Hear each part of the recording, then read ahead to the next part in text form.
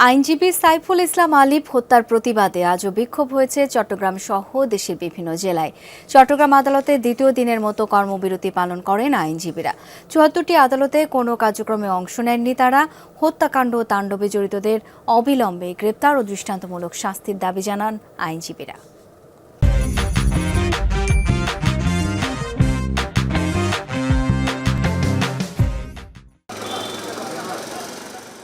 পূর্ব ঘোষিত কর্মবিরতির অংশ হিসেবে দিনভর চট্টগ্রাম আদালতের কোনো কার্যক্রমে অংশ নেননি আইনজীবীরা। স্বাভাবিক যেগুলো এজলাস বসবে না, আইনজীবীরা কোনো মামলা শুনানি করবে না। আদালতের যে জুডিশিয়াল কার্যক্রম আজকে হচ্ছে না। আজকে মামলার যে কার্যক্রমগুলো ছিল সেগুলো পরবর্তীতে অ্যাজ ইউজুয়ালি ডেট হয়ে যাবে, পরবর্তীতে এগুলো শুনানি চলবে। কুপিয়ে হত্যা করা এটি আদালত অঙ্গনের জন্য নয়, সারা বাংলাদেশের সাধারণ মানুষের জন্য একটা হুমকি।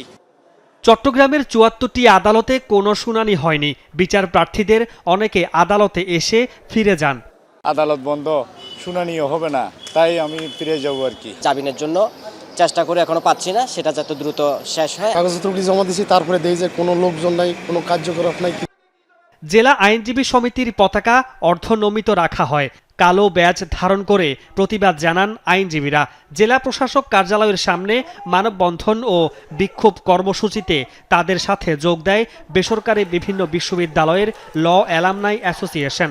আলিফ ভাইয়ের হত্যার সাথে জড়িত তাদের পক্ষে কেউ ওকালতনামা দিবে না এবং তাদের পক্ষে কেউ দাঁড়াবে না। হত্যাকারীদের আইনের আওতায় আনতে হবে, তাদের সর্বোচ্চ বিচার নিশ্চিত করতে হবে। কোতোয়ালি থানা থেকে মাত্র ২০ কদম পিছনে একজন আইনজীবীর হত্যা হয়েছে, এখনো কেন চিহ্নিত আসামি গ্রেফতারকৃত হয়নি?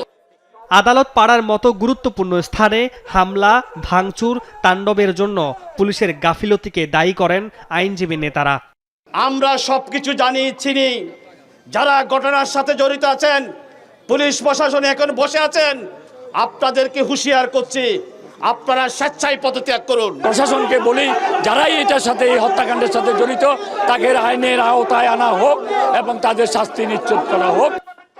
মঙ্গলবার সংঘর্ষের সময় সরকারি মুসলিম হাই স্কুলে হামলা, ভাঙচুর এবং আইনজীবী সাইফুল হত্যায় জড়িত সবাইকে দ্রুত গ্রেফতার ও দৃষ্টান্তমূলক শাস্তির দাবিতে মানববন্ধন ও বিক্ষোভ মিছিল করে স্কুলটির বর্তমান ও প্রাক্তন শিক্ষার্থীরা।